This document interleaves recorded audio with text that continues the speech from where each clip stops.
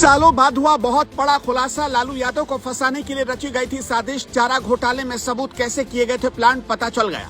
लालू की कामयाबी को देखकर कैसे अधिकारियों को खरीद लेती थी पार्टियां, सबूत देखकर राहुल और अखिलेश भी हो गए हैरान। बीजेपी और आरएसएस की बड़ी प्लानिंग। सीबीआई का वो अधिकारी जिसने चारा घोटाले की जांच की थी पूरी, वही निकला बीजेपी का एजेंट। घर पर बीजेपी और आरएसएस के नेताओं की लगी रहती है लाइन। जिसने लालू यादव को चारा घोटाले में फंसाया उसे बीजेपी ने इतना बड़ा इनाम दे दिया, आप सोच भी नहीं सकते। जिसने लालू यादव को जेल भिजवाया वो बीजेपी की गोद में बैठकर क्यों खेल रहा।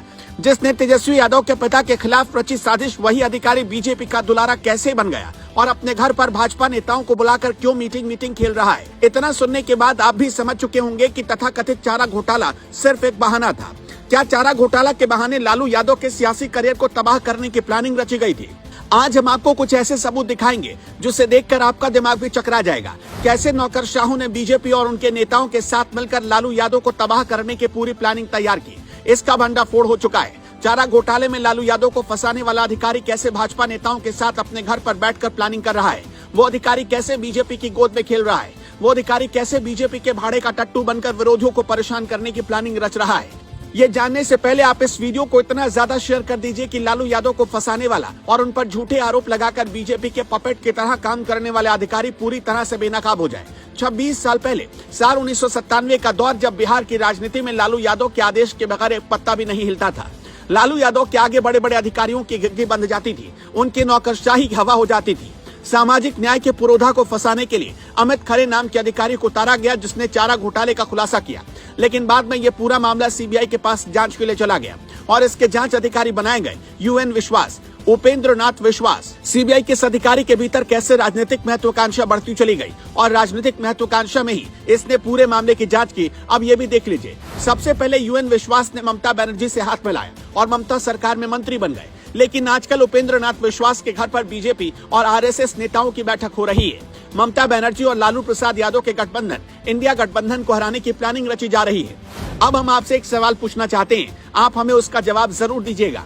क्या आपको लगता है कि सीबीआई जैसे बड़े संस्थान में बैठा हुआ एक अधिकारी अगर किसी पार्टी विशेष के लिए काम करने लगे तो वो किसी मामले की निष्पक्ष जांच कर पाएगा? बेशक आपका जवाब होगा नहीं। जब किसी अधिकारी पर पॉलिटिकल इन्फ्लुएंस इतना ज्यादा हावी हो जाए तो जाहिर तौर पर वो अधिकारी ईमानदारी से काम नहीं कर पाएगा, बल्कि वो पार्टी विशेष के एजेंट के तौर पर काम करेगा। और यहाँ भी लालू यादव के मामले में यही लागू हुआ।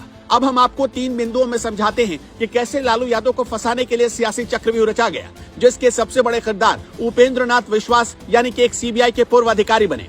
पहली वजह, उपेंद्र नाथ विश्वास अब तक 3 पार्टियों में रह चुके हैं। इससे ये पता चलता है कि नौकरी में रहते हुए ही वो राजनीति में दिलचस्पी लेने लगे थे और नौकरी छोड़ते ही वो पॉलिटिक्स में उतर आए। ऐसे में उनके नेतृत्व में लालू यादव के खिलाफ पॉलिटिकल वेंडेटा के तहत जांच की गई। दूसरी वजह, जब चारा घोटाले की जांच हो रही थी तब केंद्र में कांग्रेस की सरकार हुआ करती थी और उपेंद्र नाथ विश्वास का कांग्रेस से पुराना रिश्ता भी सामने आ चुका है।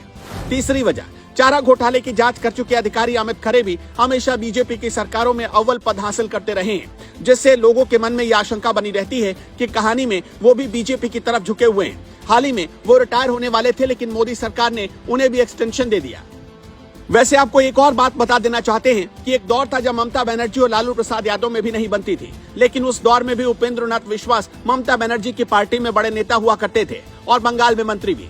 सूत्रों का दावा है कि कोलकाता में बीजेपी और आरएसएस की बहुत बड़ी बैठक हो रही है, जिसके कोऑर्डिनेशन की जिम्मेदारी सीबीआई के पूर्व अधिकारी और ममता बनर्जी सरकार में मंत्री रह चुके उपेंद्र नाथ विश्वास के हवाले किया गया। दावा तो ये भी किया जा रहा है कि ये बैठक उपेंद्र नाथ विश्वास के घर पर ही होगी। तो अब आप ही बताइए, क्या आपको भी लालू प्रसाद यादव के खिलाफ चारा घोटाले की कार्रवाई बदले की कार्रवाई लगती है? और क्या जानबूझकर उन्हें जेल में रखकर बीमार बनाने की साजिश की गई? हमें कमेंट सेक्शन में अपना जवाब जरूर बताइएगा।